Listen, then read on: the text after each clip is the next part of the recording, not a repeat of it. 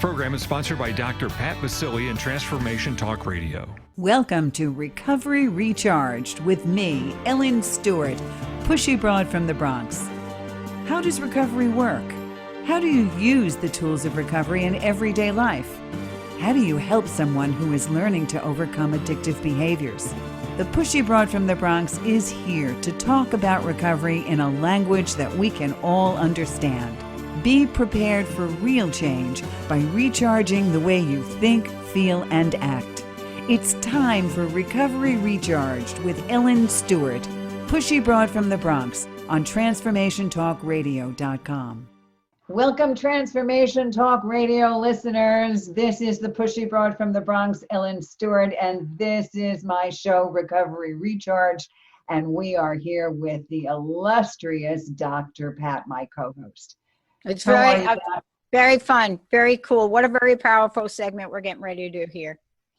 It's really important for us to get to this. You know, Dr. Pat, we talked a lot about women in recovery and all of women's issues, because here we are, we can really address that.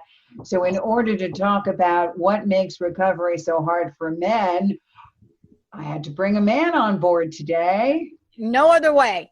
No other way to do that.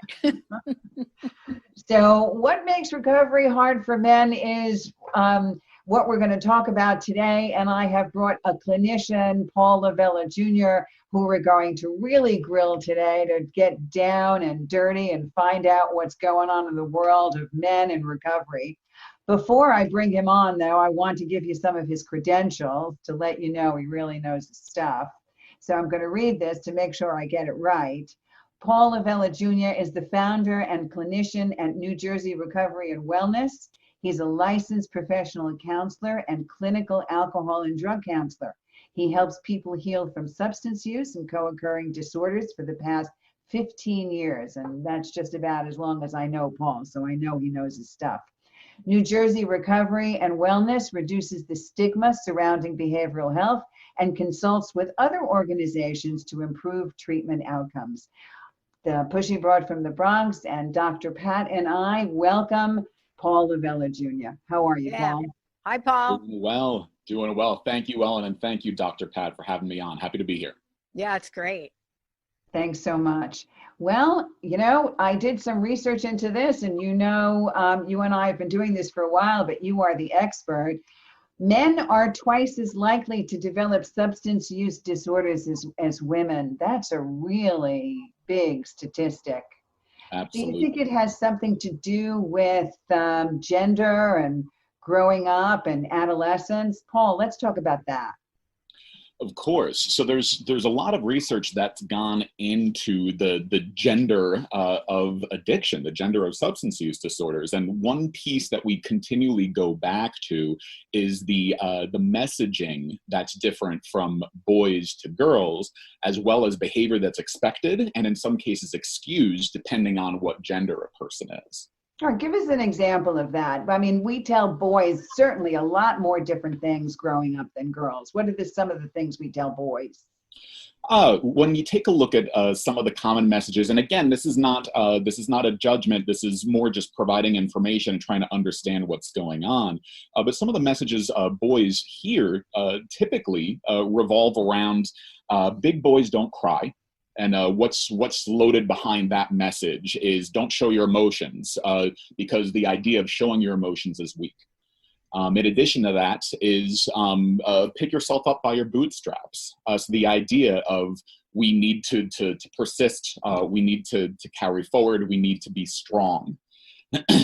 Don't throw like a girl. Another message that comes in there. So there's messages regarding gender and weakness. And when we're giving this information to our boys, it's really setting the stage and setting the expectation for what they need to do to be a man. Dr. Pat, you had brothers growing up, yes? Yeah. I had a brother, but you know, I want to talk to what Paul just said. Paul from New Jersey, right, Paul? You got it. Totally right there with you. You know, that's where I got sober, on the East Coast. And here's what I want to say about this. And boy, please, you know I'm going to get a lot of emails and stuff about it, but I talked about this morning. how I got sober on the East Coast, it's very different than sobriety here on the West Coast. So I want to say that. And I think that what Paul is talking about is so critical. And here's where the tough nut is. When you talk about emotional sobriety, and boy, it was the topic, right? When you talk about emotional sobriety and you talk about emotional intelligence, it is a huge factor in the sobriety journey. And you're right, Paul. We have two different socioeconomic aspects of who we are as men and women. And so when you're talking about emotional sobriety, let's say even at a meeting, and women show up at meetings and they cry, and men are at the same meetings, we can't expect everybody to be on the same page about how we process emotions. But yet we talk about it like it's a one size fits all. You know what I'm saying, Paul? Absolutely. And so you bring up the very important aspect of culture here. And I know sometimes when you hear the word culture, we might think of different nationalities or different ethnicities. There's so many different things that are a part of our own individual cultures. Culture is made up by different age demographics, socioeconomic status, gender. There's a lot of different aspects. A geographic location, as you had just brought up before, so the culture of recovery on the East Coast may be very different from the culture of recovery on the West Coast. So there's a lot of different aspects to keep in mind. We're taking a look at the messages that a person is being loaded with throughout their childhood. And again, that's making their worldview, setting up the lens for how they perceive the world, how they deal with emotions or don't deal with emotions. Yes, and because men tend to have to put on a front because they are taught at a very early age, they have to be strong and they cannot give in and they have to kind of, like you say, soldier on in a way. They really can't express themselves the way a woman might be able to express themselves. So it's quite possible that they start using at a very early age. Is that possible, Paul?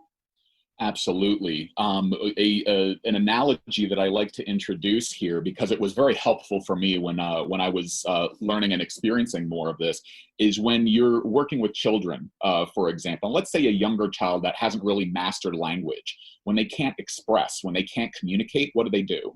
They act out, they throw a tantrum because they don't know how to handle themselves. So you dress this up for a young adult or a man in general who doesn't know how to work through his emotions. He's been trained his life that it's not okay to feel his emotions. Males tend to act out. Women do too, but women may act out in a different way. Men may act out in aggression, and they may also be numbing out their emotions, which is why men tend to be 2 times as likely to develop a substance use disorder than women. Yeah. Don't you think that part of this too is when we're talking about recovery is that, and look, my dad's a perfect example. You know, my dad would not go to the dentist, but he never walked around saying, I am scared to the dentist, right? But his behavior was adjusted around his fear. And I think that is a fundamental difference in sobriety, is just because we are in sobriety and you're a man and you don't express your emotions, at least in an open meeting, it doesn't mean you don't have them. That's why I think one of the main reasons that, you know, when people go in sobriety, men work with men for a variety of reasons. But it really is a different dynamic in the evolution of who we are. Do you think it's changing now, Paul? Do you think that, clearly for me, I live on the West Coast now, and it really is different here, right? And in the way people express. But is it changing now generationally? Have you seen a change in the upbringing, in how men are raised? I personally do believe that that's something that we're going to see more of a shift in. Just reflecting on my own personal experience, I was born in the early 80s, and so my high school experience in the late 90s, early 2000s, you don't talk about love for your friends. However, the teens that I work with now, I tend to specialize in adolescents and young adults more often than not, working with males, working with men. It's more common for them to talk about love for their friends. There's a little bit more of a broadened emotional vocabulary, which is a very good thing. And I don't know for different areas of the country, but I do know more locally here, social and emotional wellness being integrated even in elementary schools has been a primary focus. So kids are starting to learn about emotions, about mental health, and mental health conditions from a young age to continue to broaden their emotional vocabulary and let them know it's okay to be emotional. Which eliminates the stigma entirely, to maybe break down the adolescent feeling of, if I'm a boy, I can't cry or I can't show emotion. I mean, it's making it more accepted so that men or young boys can now express themselves in different ways. So maybe that lends itself to allowing men to be more upfront about handling their emotions rather than stuffing it down or turning around and saying that I'm in charge, I can't be weak. It's okay to say that I have an addiction problem, which is something that men have difficulty doing in the first place. Saying I'm an addict, I can't handle this. This is a weakness, right? Would you say that in general about addiction for men? It's a difficult thing for them to admit. Absolutely. And I hope we do have the opportunity to talk about that a little bit more. But the key here when talking about men being able to talk about their problems, men are less likely to seek out services because, again, seeking out services and openly identifying that they have a problem really kicks into gear that perception of weakness, which, if they've been preloaded with those messages of you can't be weak, it's really difficult to cross that threshold. Well, when we come back, I really do want to talk about what you specialize in, which is teens and young adults, and then really talk about the specific characteristics of men and addiction and men in addiction recovery.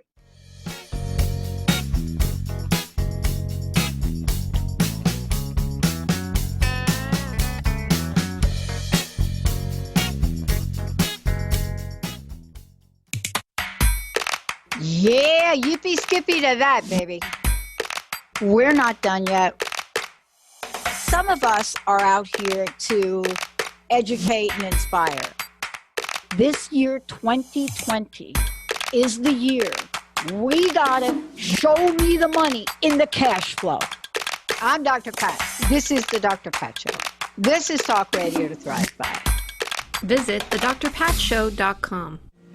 Tales from the Merworld with Amira Bath, exploring the mysteries of Atlantis and Lemuria, airing every second and fourth Thursdays at 1 p.m. Pacific Time.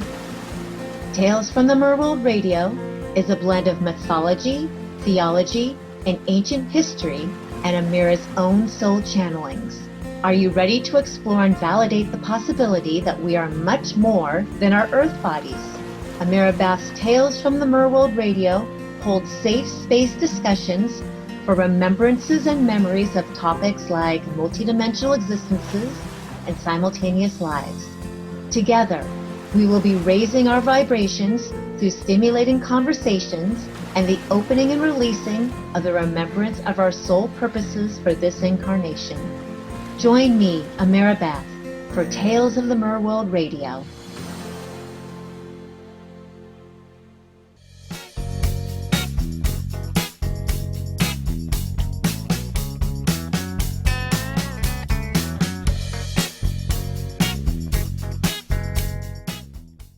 Hey, everybody, welcome. I get to do this fabulous show. Yeah, Recovery Recharge with Ellen Stewart, the pushy broad from the Bronx.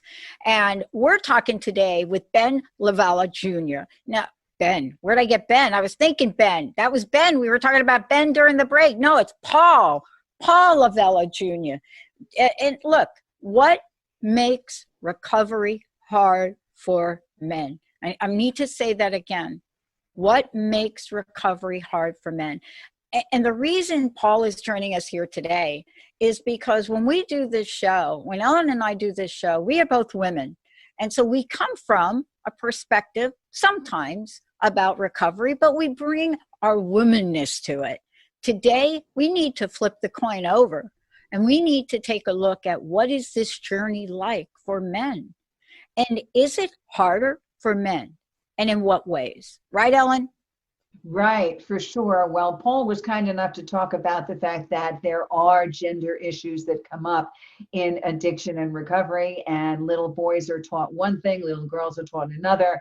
And now we want to move to the next stage of development, which is the adolescent, the teen and young adult stage.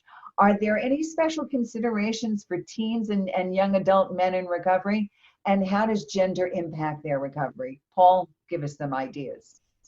Sure. The biggest thing that I believe we're going to keep on coming back to is really about brain development.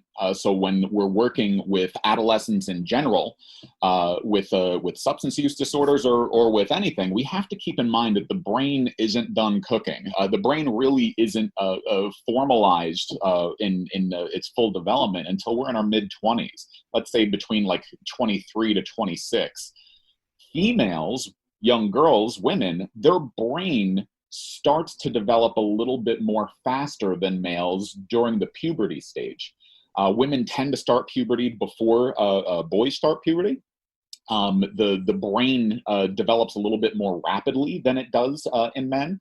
So when we're talking about a man who's starting to develop a substance use disorder, we do have to keep in mind he's a stage back when it comes to his brain's development. Typically speaking, for people that start using that do not develop a substance use disorder, average onset of use is between the age of 15 and 16. For folks that do develop a substance use disorder, more often than not, their first use is somewhere between the age of 11 and 12 or 12 and 13 years old. So think about where the brain is at in development at that point in time, and knowing that boys are a step behind where girls are. So that makes their emotional intelligence even younger than that, which is unimaginable. Absolutely. Really amazing. So talk to us a little bit about what you and I were talking about the other day, and that's the hand model of brain activity. Dr. Pat, I want you to try this exercise because Paul's going to do it. Yeah. We can all do it, even just listening to it. Okay, so Paul, explain that to us because it's really fascinating. Yeah, I love this, and thank you for highlighting this for a moment. So this is actually something that I learned a little bit more in depth by the work of Dr. Daniel Siegel, and he goes a lot more into it. We're just going to do the basics here, and so for those that are listening and not on video, I'm going to describe what I'm doing so that you can do it too. So I'm going to ask you to hold one of your hands up. It doesn't matter what hand it is, and make a fist while putting your thumb inside of your hand. So this is a model of the brain. If you take a look at your knuckles, this is the front of your head. If you take a look at the back of your hand, this is the back of your head. And then the wrist is where your brain stem and your spinal column are. So if you open up your fingers and keep your thumb inside, this is the limbic region of the brain. So this part of the brain governs impulses, a lot of involuntary actions like breathing, where emotions start. When we start to get really anxious or angry, this is where this all happens. If you close your fingers and you look at your knuckles again, right in the middle there, so again, we're talking about the front of the head. This is the front of the brain. This is where the prefrontal cortex is. This area of the brain regulates emotions. It helps us making decisions. It helps us regulate a lot of functions as well as finer tuned thought process. This area of the brain really isn't done cooking until we're in our mid-20s. So an adolescent substance user, if you open up your fingers and you look at your thumb again, they're really going on that amygdala. They're going on just pure emotion and impulse. The reward pathway, the stuff that rewards us for behaviors that we do, that feel good emotion, comes from right here. So we have to approach teens in treatment and male teens in treatment very, very differently, because they can't think the way that fully functioning adults think. Adults do. Yes, I understand that. And so when they're routinely using substances, then the brain development slows down even more, doesn't it? Absolutely. That's something that we call developmental arrest. So when a person is routinely using drugs, there's something that we all have in our brain called the reward pathway. And again, in the hand model, if you have the fist, you lift open your fingers and you're just looking at your thumb in the middle, that's where the reward pathway is. So anything that we do that feels good, you eat a piece of chocolate. Oh, I love chocolate. That feel good that comes from it, that's that. If I hold the door open for someone, they say thank you. That's the reward pathway. When I flood my brain with drugs, all of those feel-good feelings that come associated with a high live in this area of the brain. And because there's a lot of activity going on here, the brain kind of pauses developing in other areas. For example, if you're looking at your fist, the knuckles, the prefrontal cortex, it's not paying attention there because it's really paying attention on the reward pathway, the thumb in the hand model. So it takes a lot longer for boys to understand what's going on, especially in adolescent development. Dr. Pat, you remember what it was like? I was doing drugs at 14. I got to tell you, I mean, I'm sitting here and I'm thinking about it. And, well, look, I was born into this world right out of the get-go with the mom who was an active drinker and drug user.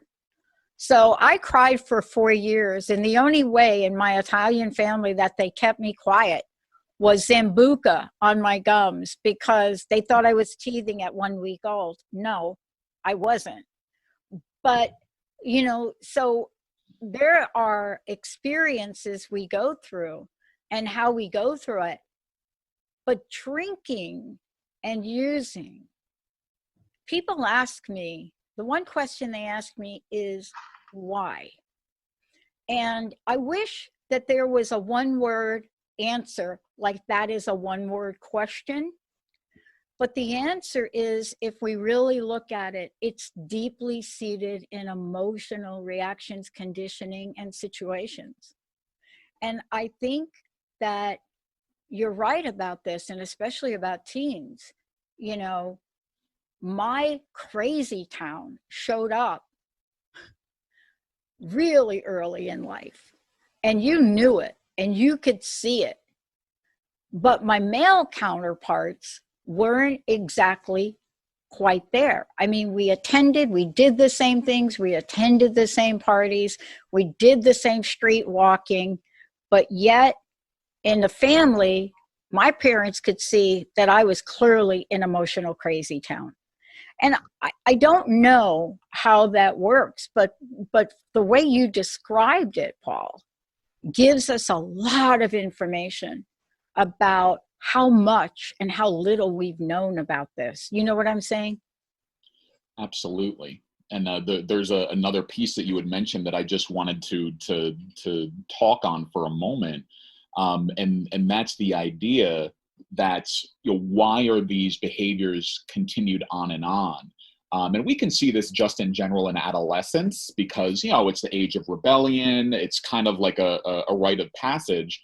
However, when we take a look at some of the gender differences there between boys and girls, boys have a lot of social rewards for substance using behaviors. So again, almost like a more specific rite of passage, and how sometimes that can be inadvertently supported by parents or caretakers. So turning the blind eye to a young boy, you know, 11, 12, 13, Absolutely. having sips off of a parent's beer, for example. Right. Mhm. Yes, a few more examples of that also too, because males are supposed to be leaders. They're supposed to be more aggressive. They're supposed to be more independent, go out earlier. In all of that sense, it becomes a macho thing to do, right? Yeah, It's okay. It's right. what you're talking about, Ellen, is so important. But Paul, I want to ask you this question because, look, I've spent a lot of time thinking about this. Your point that you just made about how it is more acceptable for either young men or boys. Here's the thing I know about that in my family. That is generational. That is multi-generational. If I go back into my family and I watch the history of people who sat down at the table drinking, and I will tell you this, that the wives, the grandmothers would have to go in another room and have their glass of wine. But when it comes to outwardly drinking, right? And you go back multi-generational, it was not okay for women to drink. And so this natural progression to rite of passage almost for men. Do you see what I'm saying? It's almost like it's a rite of passage for men to go from you're a boy to now you're a man, sit down and have a beer. I mean, how many movies in our pop culture do we see that? Oh, I can. It would be easier to answer that question in reverse. How many don't have those type of references in it? But I mean, there's so much truth in that, and so again, and I don't know if y'all have done this in other episodes in the past, but really taking a look at the messaging that goes to girls. It's not ladylike to drink or to use substances, whereas for boys, it's more socially acceptable. And if a boy is caught with something, they might be treated a little bit more leniently by parents than they would if it was a daughter that they were catching. Yes, there is a great deal to be said about that, and we're always looking at the social culture around it. And when we come back, I want to talk about what happens when a man actually needs help, how he asks for it, and what kind of help is available to overcome substance use disorders, and how is it different when a man asks for help as opposed to a woman.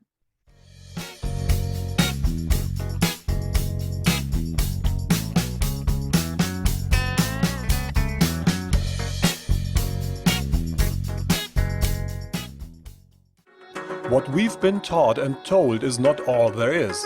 Life is all about energy, and the energy you feel is real. Tune into the Energy Paradigm each month on transformationtalkradio.com with Dr. Vic. The Energy Paradigm is an eye-opening, mind-shifting, transformative, and earth-shattering way to live, work, and do business that will enable you to unlock your magic every day. Visit theenergyparadigm.com. Introducing the Lucid Planet, a digital gathering place featuring cutting-edge, high-vibrational content that will empower and inspire you to become the greatest version of yourself. Visit the Lucid Planet today to stimulate your mind, body, and soul as you connect with a global community of like-minded people. The Lucid Planet is edited by renowned psychologist and author Dr. Kelly Neff, who is here to help you cope with anxiety, connect to your higher purpose, uncover your true passions, and live your dreams. Dr. Kelly's fresh, compassionate perspective emphasizes growth, transformation, healing, and thriving. Even in the face of adversity, say goodbye to bad news and low vibrational media for good and become part of the larger collective of people working together to navigate the global shift of consciousness and transform the world from within. Join the planet, the Lucid Planet. Visit thelucidplanet.com. Welcome home.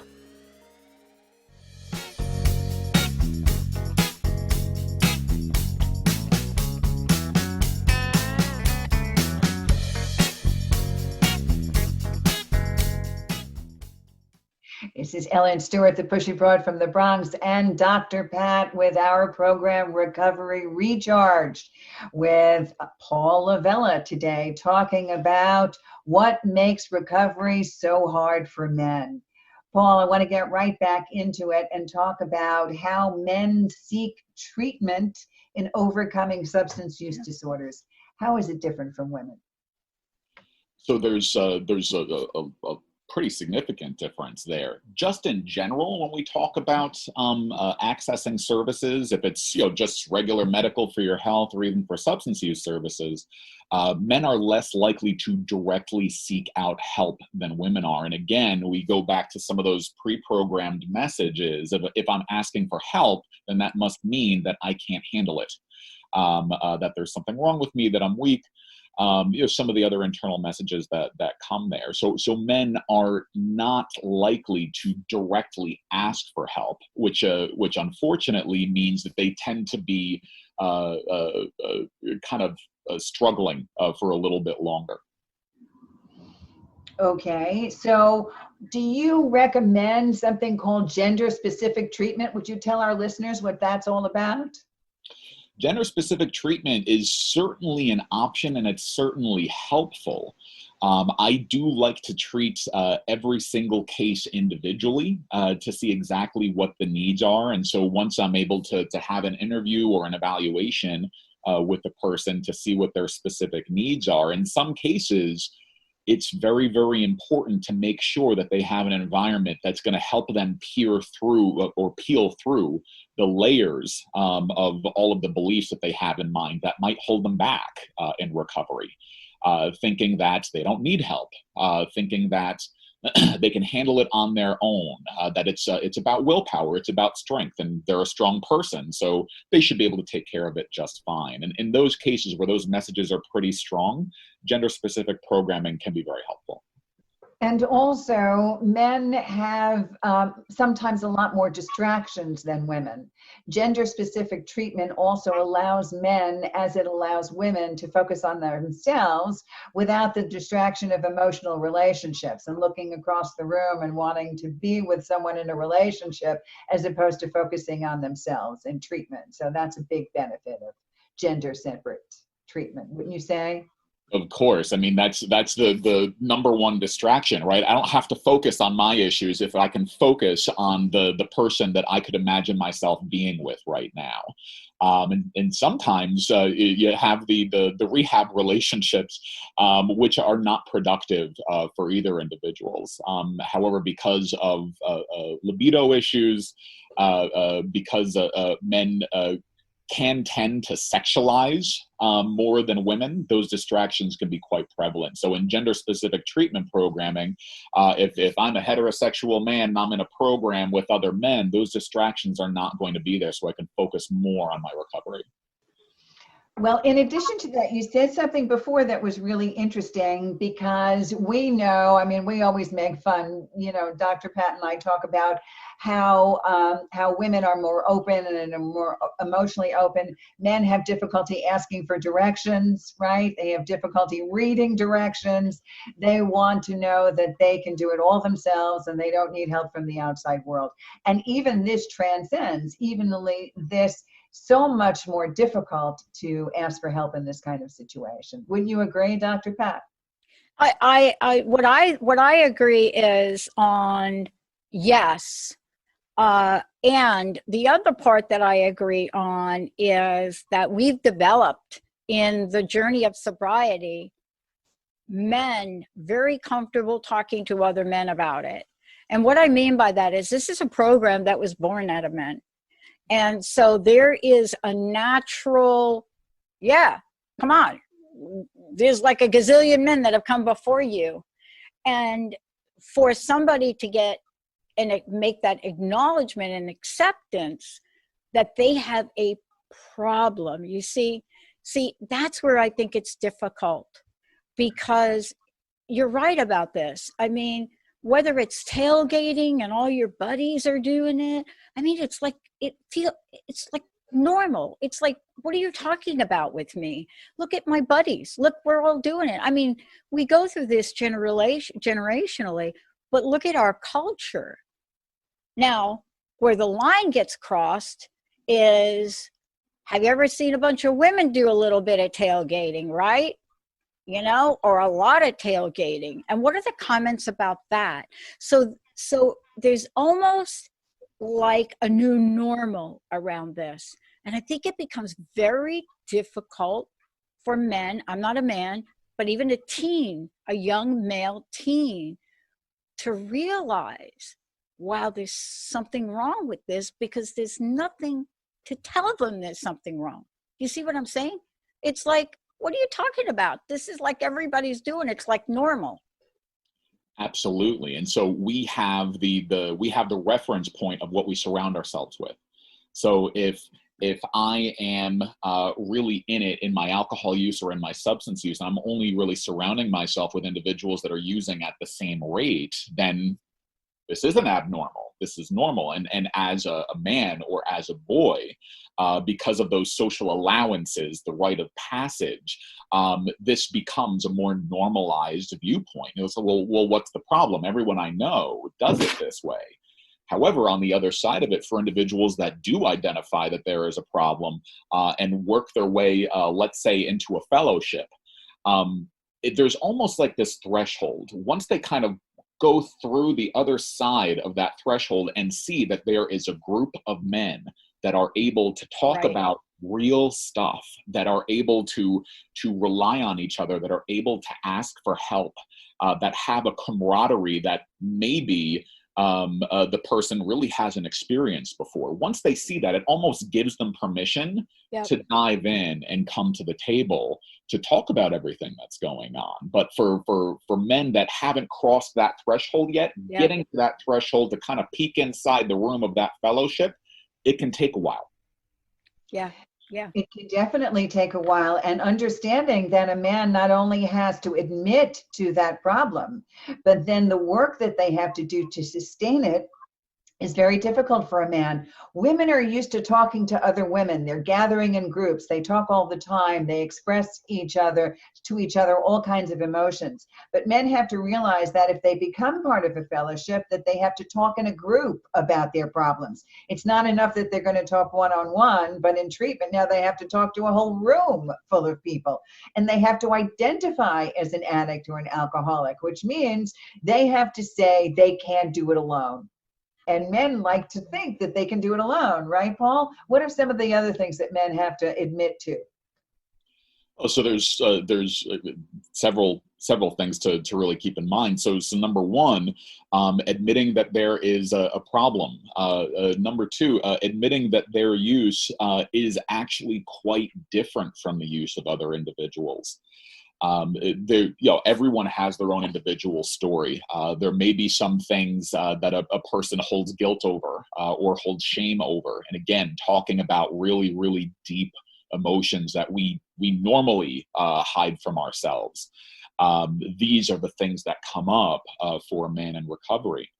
And keep in mind, we're also taking a look at, okay, for a person that does get involved in a fellowship, seeking sponsorship, going up to another person, another man, and saying, I need your help. Help me go through this. Being able to talk to a person face on face or talk about issues openly, as you had mentioned in meetings, talking openly to a group of people. Sometimes, and especially in counseling and therapy, I've experienced this. When I'm working with men, I need to approach it differently than when I'm working with women. Working with women, they tend to do well with face-to-face interactions. Right. Sometimes men don't do so well, and it's more appropriate to do side-to-side interactions, almost figuring like, imagine being on a sports team. You're side by side with a teammate trying to tackle a problem that's ahead of you. That's the way that we have to think about treatment with men, because the face-to-face can be threatening and it can get them to close up and clam up. So if we approach the treatment differently, and if we're working together on a problem that's ahead of us, if you approach with that camaraderie, men will respond to that.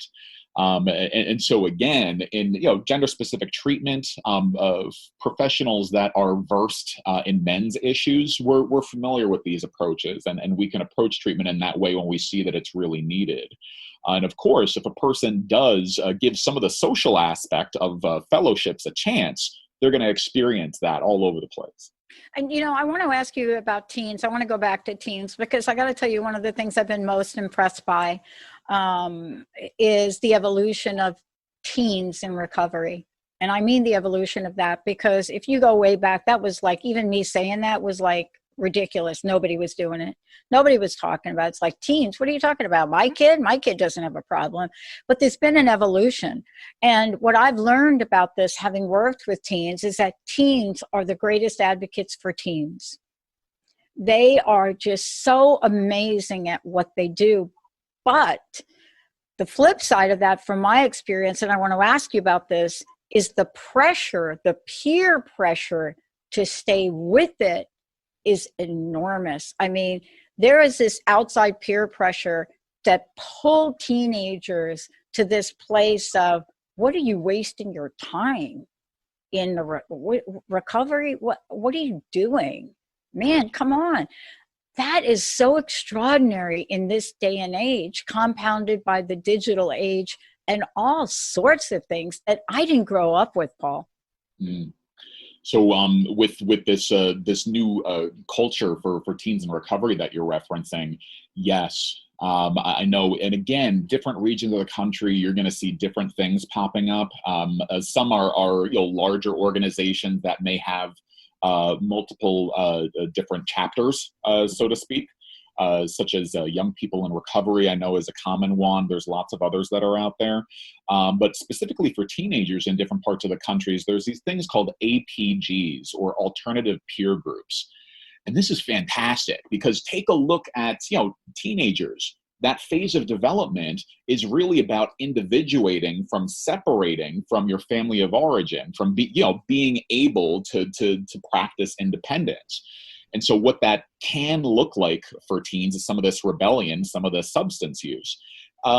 When we're looking at an alternative peer group, this is giving an option for teens that really could benefit from an alternative lifestyle. Not using for a teenager is an alternative lifestyle. So you have folks, in whatever way, shape, or form that they're doing it, that are trying to stay within sobriety. These are really, really great resources, while at the same time, you have other peers, other kids their age, that are going through the typical things that you're going to go through in high school.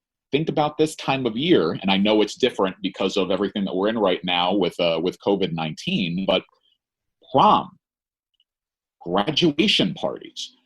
When I talk to my teens, my teen boys, about prom isn't about the dance.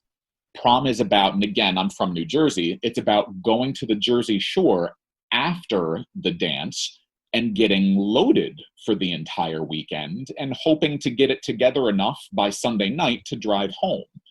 So there's that pressure from all of their peers that aren't looking to go into sobriety, saying, yeah, this is life right now. It's normal.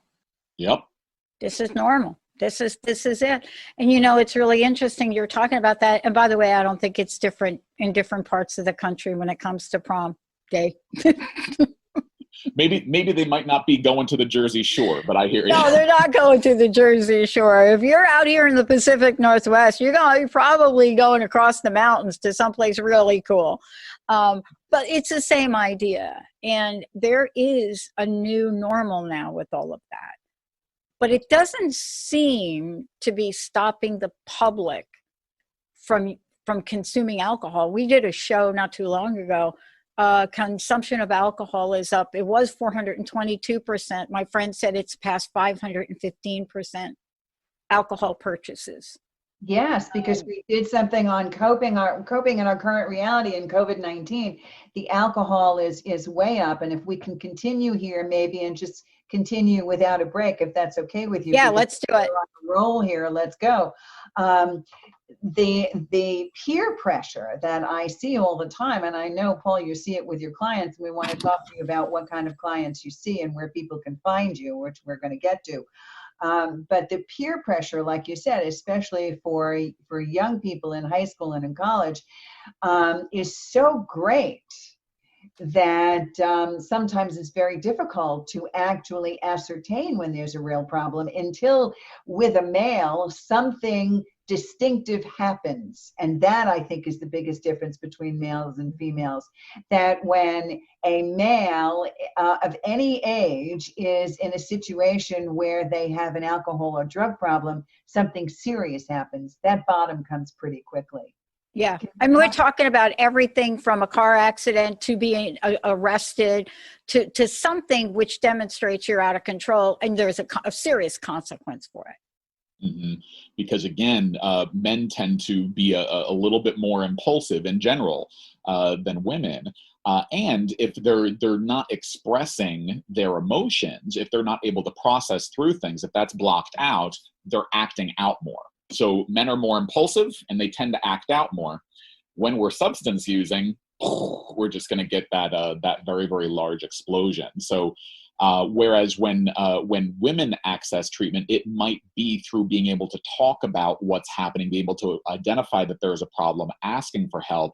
Men's primary means of accessing treatment is because of an event, and it's identified that there's an issue and you need to seek help or else the looming of some consequence.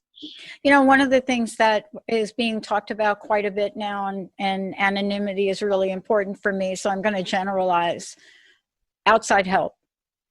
I've never heard more conversations about, quote, outside help.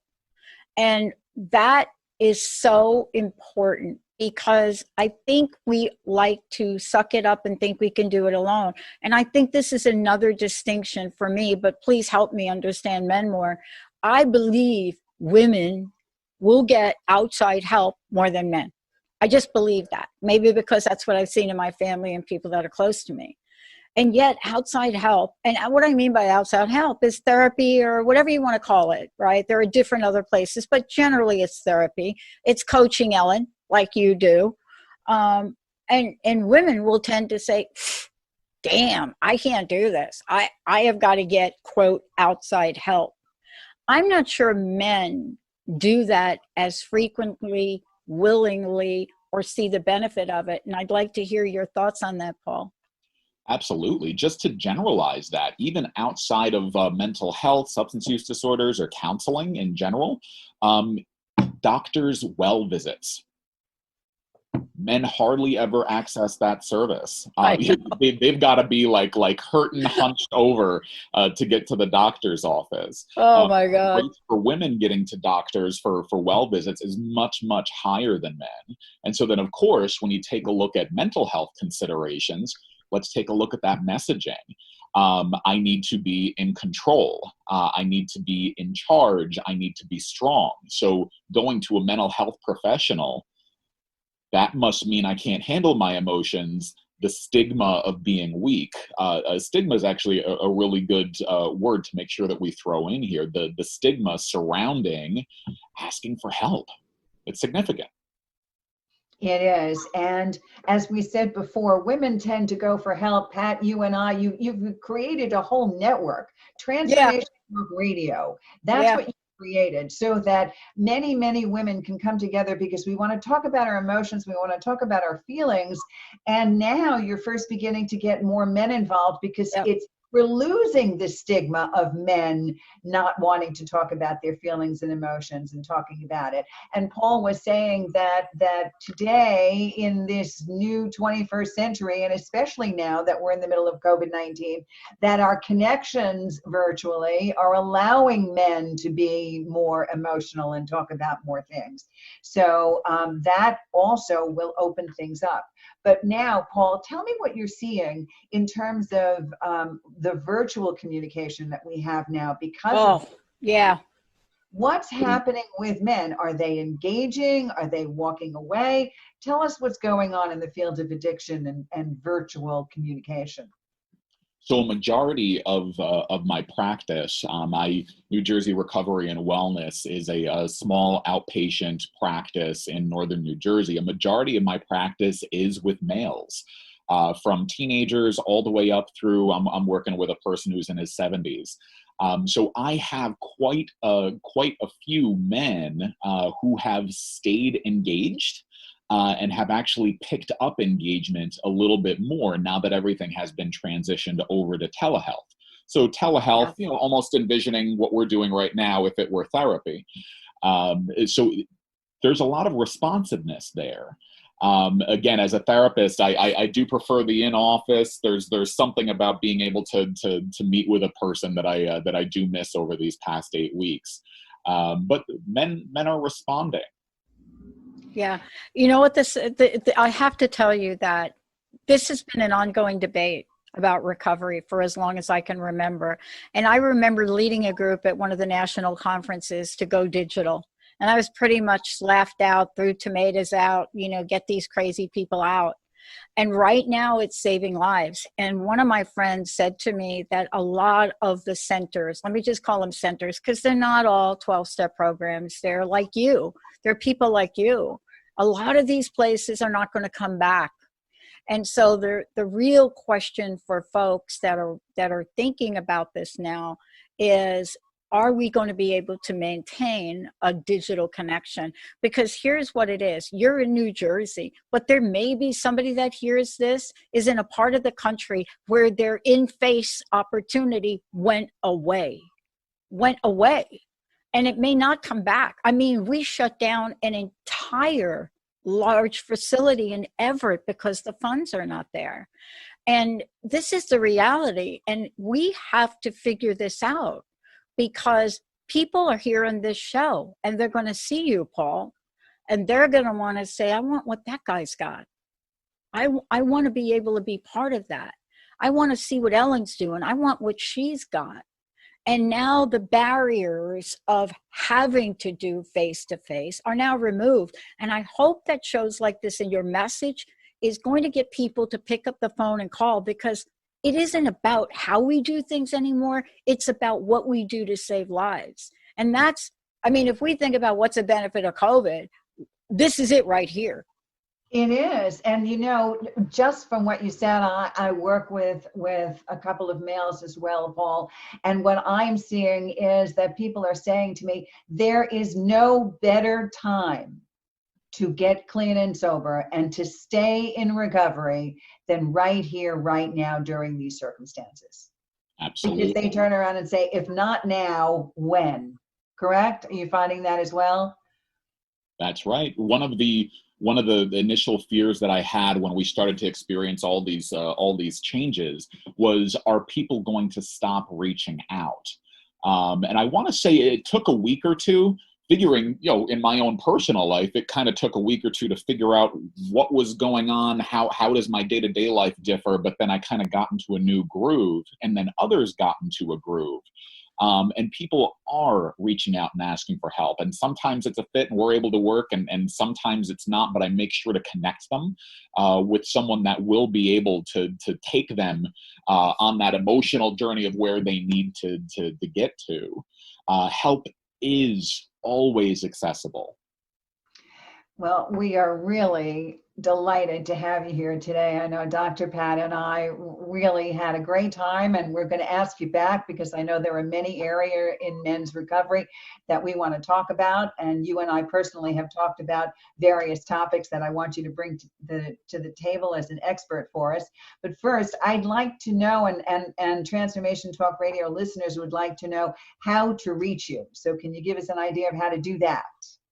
Yes, thank you.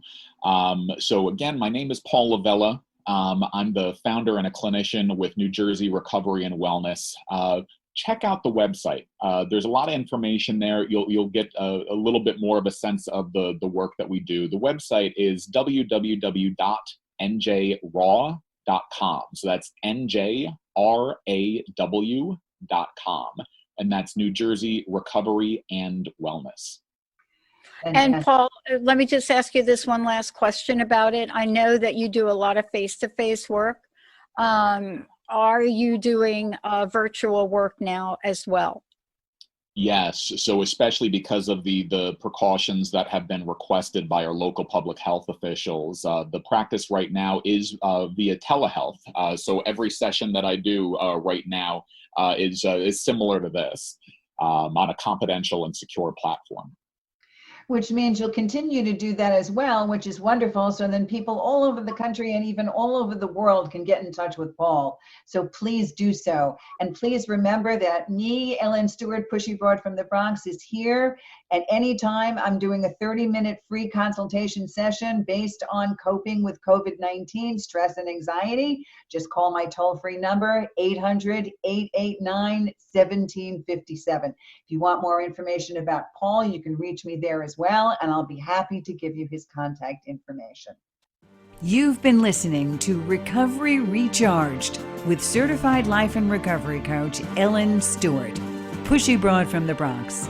Don't miss your next opportunity to let me help you recharge your recovery, let go of your secrets, and change the way you think, feel, and act right here on TransformationTalkRadio.com. The